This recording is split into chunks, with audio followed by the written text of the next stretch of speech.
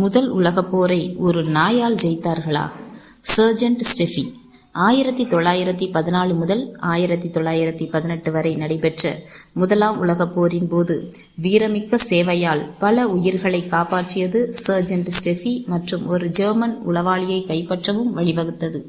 மேலும் 102வது காலாட்படை 26வது யாங்கி பிரிவின் அதிகாரப்பூர்வமற்ற சின்னமாக இருந்த நிலையில் அமெரிக்க இராணுவத்தின் சர்ஜென்ட் பதவிக்கு உயர்த்தப்பட்ட முதல் நாய் ஆகும்.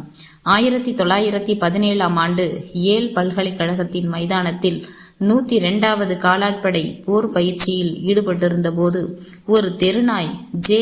ராபர்ட் கான்ட்ராயின் பிரைவேட் லிமிடெட் நிறுவனத்தின் உறுப்பினர்களுடன் விளையாடத் தொடங்கியது.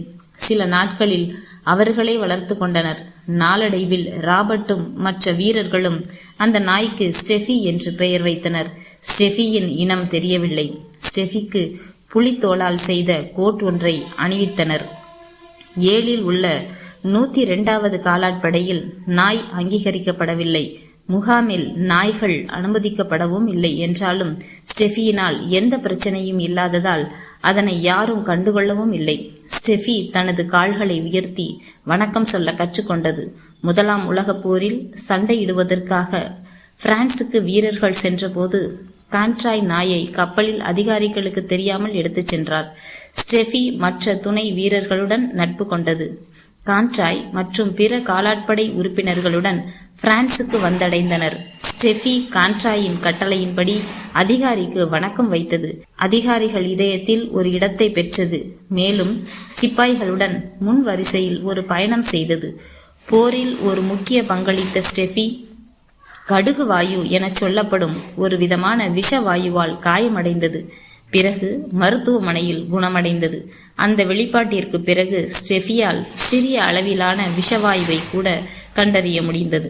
வாயு தாக்குதலின் போது ஸ்டெஃபி உடனடியாக வாசனையை உணர்ந்து அகழிகள் வழியாக ஓடி அனைவரையும் எச்சரிக்கும் வகையில் குறைத்தது. பல வீரர்களை கடுமையான தீங்கிலிருந்து காப்பாற்றியது.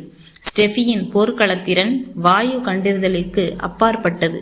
அது தனது 18 மாத சேவையின் போது ஈடுபட்ட 17 போர்களில் அகழிகளுக்கு இடையில் வயல்களில் காயப்பட்டு படுத்து கிடந்த மனிதர்களையும் கண்டுபிடித்தது. அதன் குறைக்கும் சத்தத்தின் மூலம் தேடுபவர்களை எச்சரித்தன.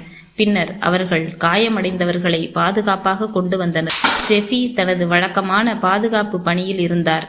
ஒரு ஜெர்மானிய உளவாளி ஊடுருவியதை அறிந்த ஸ்டெஃபி அந்த உளவாளி இவர்களின் தங்குமிடம் மற்றும் அகழிகளை வரைபடமாக்கியதையும் கவனித்த ஸ்டெஃபி அவரை பார்த்து குறைத்தது. அதனால் தப்பிக்க முயற்சி செய்த உளவாளியை காலில் கடித்தது. இதன் மூலம் ஸ்டெஃபியின் மனித நண்பர்களிடம் சிக்கினான் உளவாளி. இந்த வீர முயற்சிகளுக்காக ஸ்டெஃபி சர்ஜென்ட் பதவிக்கு உயர்த்தப்பட்டது. அந்த பதவிக்கு உயர்த்தப்பட்ட முதல் நாய் ஸ்டெஃபி.